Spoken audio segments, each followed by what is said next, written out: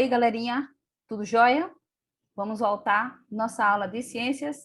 Vamos dar continuidade ao que já começamos. Na primeira aula, né, na aula anterior, nós falamos sobre a reprodução assexuada, né? Características da reprodução assexuada. Agora vamos falar da reprodução sexuada, certo? Então, livrinho na mão, vamos dar uma geral lá da página 16 até a página 37. E, após o conteúdo, faremos mais atividades pelo nosso livro, tá certo? Na reprodução sexuada, nós vimos, né, que para a maioria dos animais e muitas plantas e em outros seres vivos ocorre a reprodução sexuada, que são produzidas células reprodutivas, né, que são os gametas, que se unem e formam uma nova célula, né? Ocorre a fecundação dessas células masculinas e femininas e acaba, então, acontecendo um novo ser. Essa união é chamada fecundação ou fertilização, e a célula formada é chamada zigoto ou célula-ovo. A partir da célula inicial, um novo indivíduo será formado. Então, a célula inicial é o zigoto ou célula-ovo, né? A maior parte das espécies com reprodução sexuada apresenta separadamente indivíduos do sexo feminino e indivíduos do sexo masculino. O sexo masculino produz o gameta masculino e o sexo feminino produz o gameta feminino. Aí está o exemplo da reprodução sexuada em animais. O gameta masculino é chamado de espermatozoide e o gameta feminino é conhecido como óvulo. Observe aí no esquema, né? O masculino, o feminino, fecundação do espermatozoide no óvulo, o zigoto se divide, olha as células se dividindo, se multiplicando, né? Vão aumentando a quantidade, até formar o embrião e até chegar no novo ser. Quando os dois gametas se unem, ocorre a fecundação, que dá origem ao zigoto. O zigoto se divide e origina duas células filhas, em seguida o processo se repete e uma série de divisões produz mais células, originando um novo ser vivo. Tem um texto aí interessante para a gente fazer a leitura, para a gente conhecer. Ó. Rituais de acasalamento. Acasalamento é quando os animais estão em período de reprodução, né? Eles vão acasalar. Então, na época da reprodução, os animais podem apresentar um comportamento diferente do habitual relacionado à busca e à conquista de parceiros do sexo oposto. Esse tipo de comportamento, conhecido como ritual de acasalamento, pode variar entre as espécies. Em muitas espécies de animais, os machos disputam fisicamente entre si para conquistar as fêmeas. Apenas os animais que ganham conseguem reproduzir-se. Então, veja aí, né, nessas duas imagens embaixo. Aí. Em outras, as fêmeas escolhem os machos com quem vão se acasalar, semelhante à maneira como ocorre entre os pavões. O macho exibe sua plumagem e as fêmeas geralmente demonstram preferências por machos com caudas maiores e mais coloridas. Então, no primeiro exemplo, né, o ápites machos, eles é um tipo de cervo, né? Ele é um tipo de cervo da América do Norte. Eles lutam entre si para conseguir fêmeas para acasalamento. Então, é diferente desse caso do pavão, né? Enquanto eles lutam, o pavão é diferente. O pavão vai se mostrar, o pavão vai se exibir. Quanto mais bonito, melhor, né? Então, olha ele aí, o pavão macho exibindo sua plumagem para a fêmea. A fêmea vai à procura da plumagem. Diferente do cervo, que eles vão lutar. Há ainda espécies que o macho corteja a fêmea com uma dança. É o caso do albatroz e do avestruz, que executam uma curiosa dança para a fêmea antes de serem aceitos para o acasalamento. Em outros casos, aqui é o albatroz, né? Eles vão aí dançar. Em outros casos, os machos utilizam sons para atrair as fêmeas, como o canto de muitas aves e o coachar de alguns anfíbios, que produzem sons amplificados pelo saco vocal. Olha o tamanho desse saco. O coachar varia de acordo com a espécie, e na época da reprodução, a fêmea é atraída pelo coachar do macho de sua própria espécie. Em insetos, como cupins e formigas, os machos e as fêmeas têm asas apenas na época da reprodução, no chamado voo nupcial. Então, as formiguinhas criam asas, né? Certo, gente? Gostaram da curiosidade? Vamos seguir? Vamos lá. A fecundação e o local de desenvolvimento. nós vimos já em aulas anteriores, né, falando de locais de fecundação. A fecundação pode ser tanto externa quanto interna, né? Tem animais que vão desenvolver-se internamente, tem outros. Isso nós estamos falando de fecundação, certo, gente? Ainda quando o gameta masculino fecunda o gameta feminino. Isso pode acontecer tanto internamente quanto externamente. Falamos agora da fecundação externa. É comum em muitos animais aquáticos, como certos quinidários, peixes e anfíbios, em que o macho e a fêmea lançam seus gametas na água e lá ocorre a fecundação. Olha aí. Vocês já viram o gameta dos sapinhos mesmo, esse sapo comum, na água? Fica parecendo um cordãozinho, assim, todo cheio de bolinhas. Acho que vocês já devem ter visto por aí, na região de vocês. Quando a fecundação é externa, as chances dos gametas se encontrarem é menor, mas isso é compensado pela grande quantidade de óvulos produzidos e liberados no ambiente. Então, precisa do ambiente adequado, né, da água. Pode acontecer alguma coisa que espalhe esses óvulos, né, que destrua os óvulos, mas para compensar essas dificuldades, a quantidade é enorme. Mesmo assim, poucos embriões sobrevivem e completam o desenvolvimento, uma vez que ficam expostos aos perigos do ambiente sem a proteção dos pais. A fêmea do peixe-dourado, por exemplo, produz cerca de 2 milhões de óvulos na época de reprodução. No entanto, calcula-se que menos de 10 filhotes cheguem à fase adulta. Então, é bem difícil, né? A fecundação interna, agora, é a forma mais comum entre animais terrestres, como répteis, aves, mamíferos, como seres humanos, né? E diversos invertebrados, como os insetos e as aranhas. É encontrada também em alguns animais aquáticos, como o polvo, a lula e alguns peixes. Nesse tipo de fecundação, há maior chance, né, da fecundação se realizar em comparação com a fecundação externa, né? Enquanto a externa pode sofrer ataques, né, do meio, a fecundação interna não, ela é protegida, né, dentro do corpo mesmo, então não vai sofrer esses ataques. Ela é vantajosa porque evita a perda de água, né, no ambiente terrestre, porque evita a perda de água dos gametas e dos embriões. Além disso, a produção de óvulos e embriões pode ser menor, porque a proteção aos embriões é maior, assim como a probabilidade de sobrevivência deles até a fase adulta. Nós vimos olha aí, nós vimos o processo, né, de fecundação, de reprodução da tartaruga, certo? Lembra que nós falamos lá, elas vêm, a tartaruga marinha, ela vem, deposita seus ovos na praia, certo? Aí essas tartaruguinhas, elas voltam, né, para o mar, olha, se desenvolve. Lembram lá o que é que o embrião utiliza como alimento, né? A gema, a clara do ovo, ela serve de nutrição para esse bebezinho, esse filhotinho, certo? Olha aí, já falamos sobre isso. A reserva de alimento, que é a gema. Nós também falamos, olha aqui, de outros animais de fecundação interna, que são vivíparos, é o que já nasce formado, como é o caso dos mamíferos em geral, né? O bebezinho é formado no corpo da mamãe, aí já sai prontinho. O embrião troca a substância com o sangue materno através da placenta, enquanto nos ovíparos, eles se alimentam, né, a gema vai servir de alimento para o bebezinho. Aí, no caso dos mamíferos, né, existe a troca do sangue materno através da placenta, que se forma no útero da mãe, ele recebe o alimento e o oxigênio necessário e elimina os resíduos produzidos pelas células. Também falamos dos ovovivíparos, né? O ovo com casca é retido dentro da fêmea até que o desenvolvimento se complete e o filhote saia formado.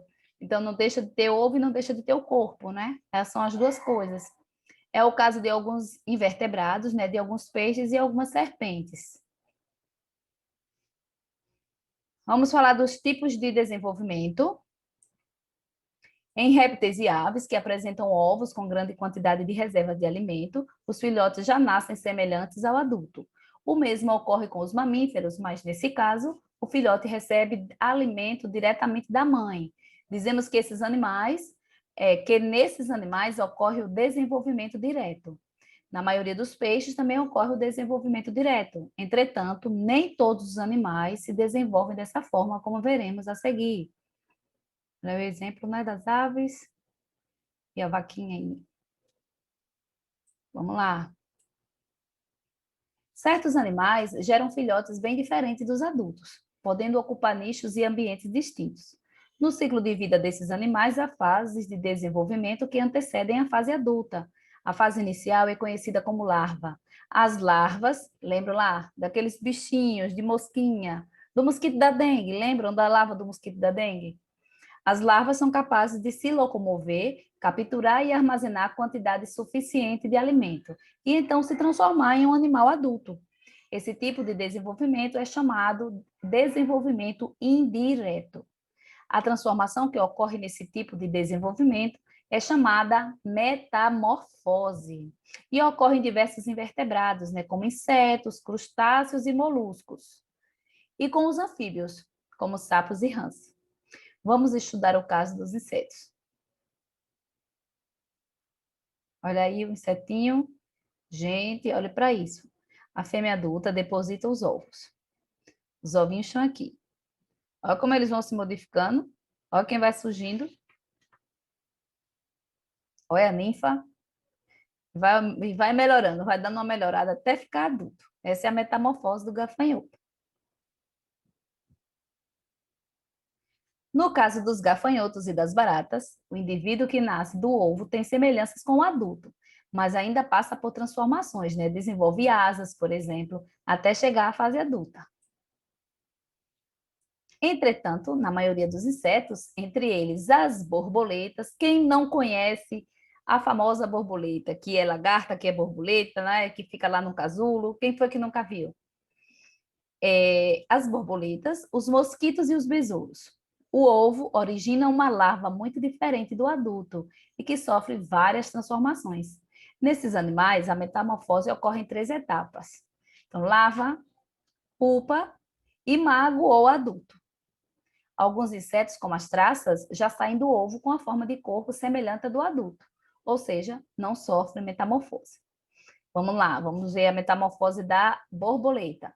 Ovinhos, lagartinha, olha aí que é a lava, pupa, então ela vira um casulinho, né? E aí o adulto saindo da pupa. Bem diferente, né?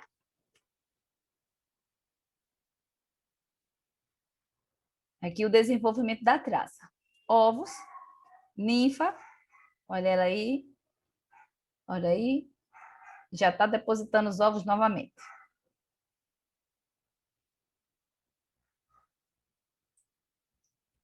No caso das borboletas e das mariposas, o ovo sai uma larva. Do ovo, né? Sai uma larva, como a lagarta, que depois de se alimentar e crescer, forma um casulo e entra na fase móvel de pupa, também chamada, neste caso, crisálida. Do casulo, após certo tempo, sai um inseto adulto, que é sexualmente maduro. Ele já está adulto. Na maioria dos casos, as larvas e os adultos têm hábitos alimentares diferentes e vivem em ambientes distintos. A vantagem disso é que os indivíduos da mesma espécie, em diferentes estágios de desenvolvimento, não competem entre si, o que aumenta as chances de sobrevivência e, consequentemente, de reprodução. Veja agora a metamorfose dos anfíbios. Girinos, olha aí as bolinhas. Girinos sem membros. Aparecem os membros. Lembram da expressão sapo de rabo, né? Que a gente usa. Aparecem os membros anteriores. A cauda regride, olha aí, perde a cauda, né? E, por fim, ele está adulto. Os anfíbios, em geral, dependem de água para a reprodução, já que o encontro dos gametas ocorre fora do corpo da fêmea. E o ovo não possui uma casca protetora que evita a desidratação, como no caso dos répteis e das aves. Lembram lá que nós falamos da fecundação externa? No zigoto, forma-se uma larva aquática chamada girino, no caso de sapos, rãs e pererecas. O girino sofre transformações e origina um animal adulto, que, embora seja terrestre, vive em muitos casos em ambiente úmido, dependendo dele tanto pelo seu modo de reprodução como pelo seu tipo de respiração. Conhecer os diferentes estágios durante a reprodução dos seres vivos, principalmente os que sofrem metamorfose, é importante para compreender como combater pragas ou garantir a preservação de espécies ameaçadas. Agora continuaremos a falar sobre a reprodução sexuada, mas das plantas. Nós já vimos que as plantas podem se reproduzir de forma assexuada, mas elas também se reproduzem de forma sexuada, com união de gametas. Em geral, as plantas formam estruturas de dispersão nessa forma de reprodução, uma vez que elas não podem se locomover, né, como muitos animais. A dependência da água para a fecundação, assim como as estratégias de reprodução, varia em cada grupo de planta. Vamos lá, briófitas e pteridófitas. Que lembram desses nomes, desses grupos de plantas? Os primeiros tipos de plantas que surgiram, né, na Terra, as briófitas, plantas pequenininhas, que não tem caule, que não tem raiz, né? Bem diferentes. Existem dois grandes grupos de plantas que dependem da água para que ocorra a fecundação. As briófitas, representadas pelos musgos, e as pteridófitas, representadas pelas samambaias. Nesses dois grupos de plantas, o gameta masculino é chamado anterozoide e se desloca em um meio aquático em direção ao gameta feminino, chamado osfera. Nos musgos, os anterozoides chegam até a osfera nadando em uma película de água de chuva ou de orvalho, então bem pouquinha água. Após a fecundação, forma-se uma estrutura chamada esporófito, que produz esporos, células resistentes capazes de originar outro organismo. Os esporos são levados pelo vento e, quando chega ao solo, desenvolve-se formando o gametófito, que tem a forma de musgo que conhecemos e produz gametas. Assim, a dispersão dos esporos permite que a espécie se espalhe pelo ambiente. Olha aí a estrutura. A1, aqui é o musgo.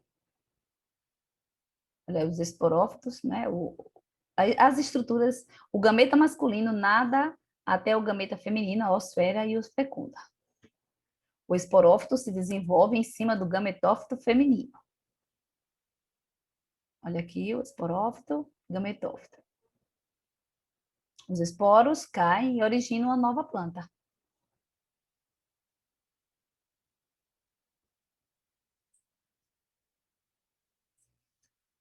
No caso das samambaias, a planta produz esporos dentro dos esporângios,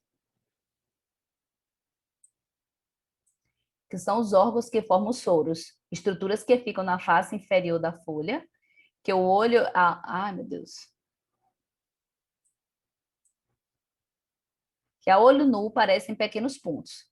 Esses esporos caem no solo e originam uma planta pequena em forma de coração, o prótalo, que produz gametas masculinos e femininos. Quando o prótalo fica coberto de água da chuva ou pelo orvalho, o anterozoide nada sobre a superfície dele e se une à osfera, formando o zigoto. O zigoto origina uma nova planta e o prótalo se degenera. Vamos lá. Olha aqui, esses pontinhos na folha, né? São soros. Vamos seguir a sequência. No esporângio, são produzidos os esporos em certas épocas do ano. Olha aí. Veja que são as bolinhas cheinhas de esporos. Certo? Os esporos caem no solo e germinam, originando prótalos. Olha aqui. Olha aí, osfera, anterozoide. Na presença da água, os anterozoides nadam sobre a superfície do prótalo até a osfera. A osfera é onde ocorre a fecundação. O anterozoide e a osfera se unem, formando um zigoto. Olha aí, caiu, né? A bolinha dentro. Planta germinando sobre o prótalo. Pronto, ela já está germinando. Vimos que nos musgos os esporófitos se desenvolvem em cima do gametófito feminino. E o gametófito é a forma mais desenvolvida e que vive mais tempo. Já na samambaia, a planta mais desenvolvida é o esporófito, ou seja, a forma que produz os esporos, e não os gametas. Em ambos os casos, os anterozoides dependem da água para fecundar a osfera. Por esse motivo, briófitas e pteridófitas são mais comuns nas regiões úmidas. Então, se não tiver água, não ocorre, né, gente, a fecundação. Plantas com sementes. Vamos ver como ocorre a reprodução das plantas com semente. A gimnosperma, que é um grupo agora maior de plantas, né? Nós vimos briófitas e pteridófitas. Agora vamos falar de gimnospermas e angiospermas. A gimnosperma, planta com cones e sementes, e as angiospermas, plantas com flores e sementes dentro do fruto. No caso da gimnosperma, né, como o pinheiro do Paraná, a estrutura reprodutora é chamada de cone ou estróbilo. Os cones femininos produzem o gameta feminino, a osfera, e os cones masculinos produzem grãos de pólen. Já ouviram falar, né? Grãos de pólen. Estruturas que contêm e protegem os gametas femininos, masculinos. No pinheiro do Paraná, a semente é conhecida como pinhão, e o cone feminino com as sementes é conhecido como pinha. Olha aí o exemplo. A pinha, os grãos de pólen, o cone, certo? E o pinhão aí, parece um dente, né? O transporte de grãos de pólen até a estrutura feminina é chamado polinização. No caso das gimnospermas, ela é realizada pelo vento. Nas gimnospermas, a fecundação não depende da água, como veremos com mais detalhes a seguir. Além disso, nas sementes dessas plantas, uma parte da casca forma uma membrana como se fosse uma asa, que facilita a impulsão pelo vento. Dessa maneira, além de proteger e alimentar o embrião, a semente facilita a dispersão do vegetal pelo ambiente, certo? Imagine a sementinha aí com asinhas, para ficar mais fácil, né, a dispersão. Agora veja como ocorre a fecundação em um pinheiro. Quando chega ao cone feminino, o grão de pólen forma um tubo, o tubo polínico, que cresce e se aprofunda na estrutura reprodutora feminina, levando os gametas masculinos até a osfera. Então, olha aí o cone masculino, o cone feminino. E o grão de pólen, olha eles soltinhos, os grãos de pólen, vão até a osfera. Aí, o grão de pólen libera gametas masculinos na parte feminina e ocorre a fecundação. Aqui ocorre, né, a reserva de alimento e o embrião. A plantinha já está sendo gerada e até crescer e tornar uma planta adulta. Após a fecundação, forma-se uma reserva de alimento que vai nutrir o embrião no início do desenvolvimento. Lembram de quê? Essa reserva de alimento. Lembram lá do animal, dos ovíparos, né? O da gema, que é a reserva de alimento para eles. E também dos mamíferos, né? Os vivíparos que, através do sangue maternal, né? Eles trocam, eles fazem a troca de nutrientes, né? Através da placenta. Uma casca resistente que protege o embrião e a reserva. Esse conjunto é a semente. Agora veja nessa figura aí abaixo as partes de uma flor, que é a estrutura reprodutora das angiospermas. Nela ocorre a fecundação, a formação do fruto e a produção da semente. Já ouviram falar em polinização? Já ouviram, gente? Vamos lá. Sépalas, olha aí a flor completa, o estame e o pistilo. Olha aqui o ovário, né? E o estame já vai ser a parte masculina. Nos estames são produzidos grãos de pólen. No pistilo é uma parte dilatada, o ovário, onde é produzida a osfera. Depois da fecundação, a osfera vai originar o zigoto, que se transformará no embrião. Na base da flor estão as sépalas, que podem ser verdes ou de outra cor. O conjunto de sépalas é denominado cálice.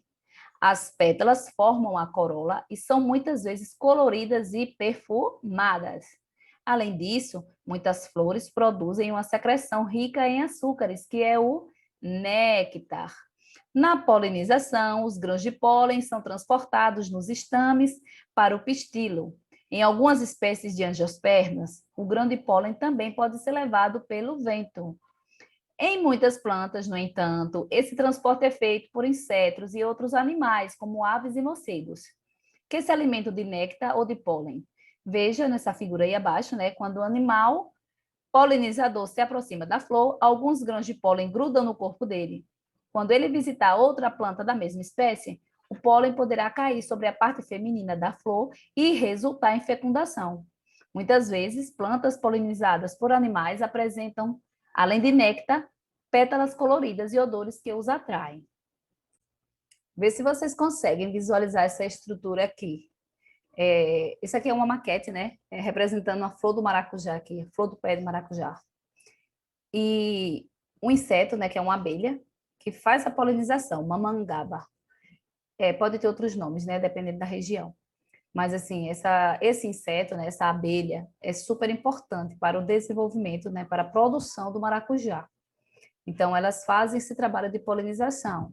À medida que elas vêm atrás do néctar dessa flor, elas também passam, né, deixando o grão de pólen nas estruturas femininas, que aí é onde vai ocorrer a fecundação, né, onde vai produzir o fruto, que é o maracujá, certo?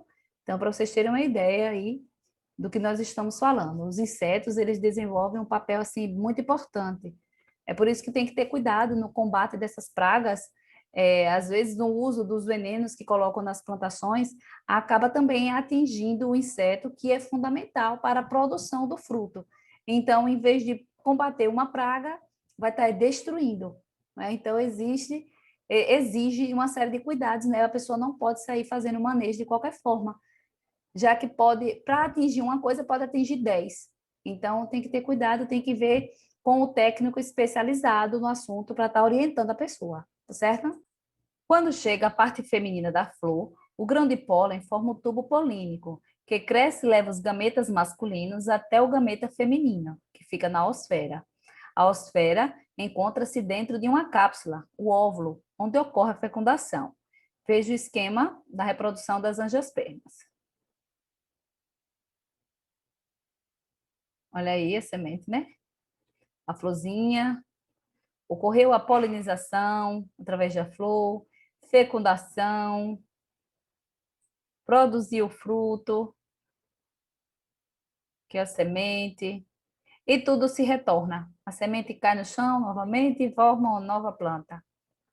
Após a fecundação, forma-se uma casca resistente em volta do óvulo. Sob essa casca encontra-se o embrião e uma reserva de alimento que vai nutri-lo no início de seu desenvolvimento. Esse conjunto forma a semente. A casca da semente protege o embrião contra a desidratação e contra a predação de animais, fungos e bactérias. Assim ocorre nas gimnospermas. As angiospermas também são dependentes da água para a fecundação, uma vez que há a presença do tubo polínico e da polinização. A dispersão por animais exclusiva deste grupo resulta em maiores chances do pólen chegar a uma outra flor da mesma espécie, pois é mais específica que a polinização pelo vento. Esses fatores explicam por que os membros desse grupo ocupam com sucesso o ambiente terrestre. Olha aí, mais um exemplo. Nas angiospermas, a semente é protegida pelo ovário, que se desenvolverá em fruto.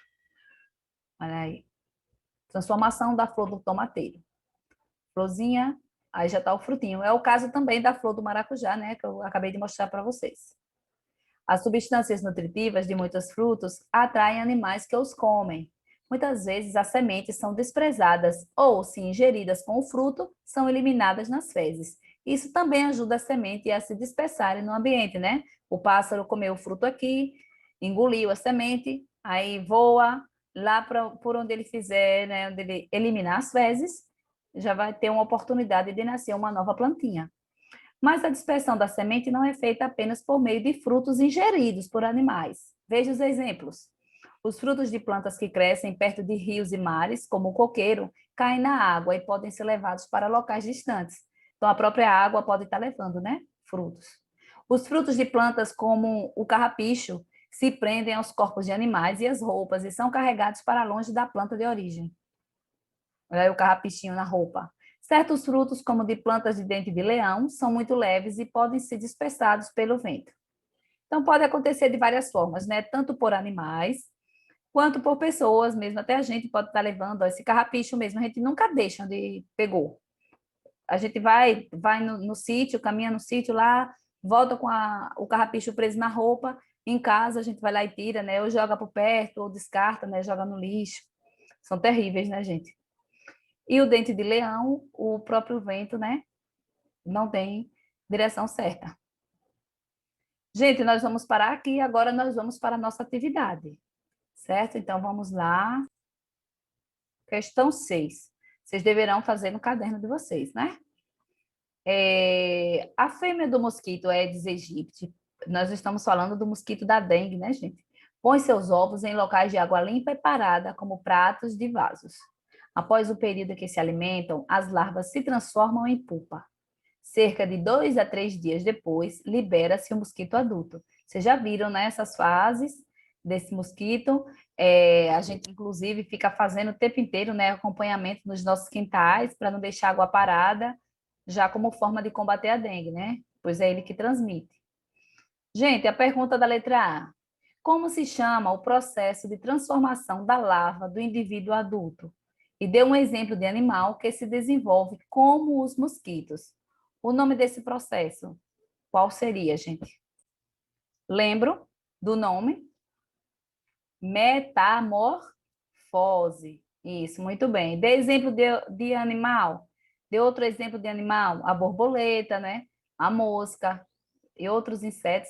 Ela também se reproduz dessa forma, né? A abelha, ela passa por um processo de larva, por aí vai. Para os mosquitos, qual a vantagem de as larvas viverem em locais diferentes do adulto? Qual a vantagem dessas larvas viverem em locais diferentes?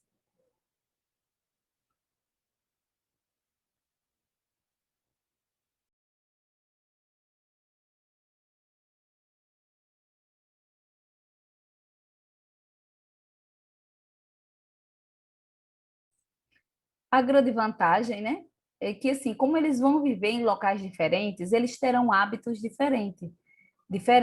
Então eles não vão competir. Por exemplo, com alimentos, eles vão competir com alimentos, as larvas e os insetos adultos? Não, eles vão se alimentar, serão alimentos diferentes, então não haverá competição. Essa é uma vantagem. A fêmea do mosquito, a Aedes aegypti, consome sangue de seres humanos e pode lhe transmitir doenças como dengue e febre amarela. Por que compreender a reprodução e o desenvolvimento desse mosquito pode ajudar no controle das doenças mencionadas? Gente, se nós queremos, nós precisamos combater a doença, claro que a forma mais fácil que se tem é de combater o transmissor da doença, né? O mosquito. Se é o mosquito que transmite, a maneira melhor que a gente pode fazer é combater o mosquito. E como combater o mosquito sem conhecer de que maneira ele se reproduz, né? Nós já sabemos que ele se reproduz em água parada. O que é que todos os anos a gente ouve e diariamente, né, nós fazemos em nossas casas? É não deixar água parada para não ter mosquito. Então, é super importante conhecer a maneira que ele se desenvolve, a maneira que ele se reproduz, para então nós termos conhecimento de termos chances, né, de combater o mosquito. É muito mais fácil combater o mosquito não deixando ele reproduzir do que sair matando o mosquito, né, depois que ele já está adulto. Aí a questão 7. Por que a sobrevivência de musgos e samambaias é difícil em ambientes muito secos, como a caatinga? Nós já vimos que para a reprodução de musgos e samambaias é, é uma a reprodução é uma atividade assim exclusiva de água, precisa de água.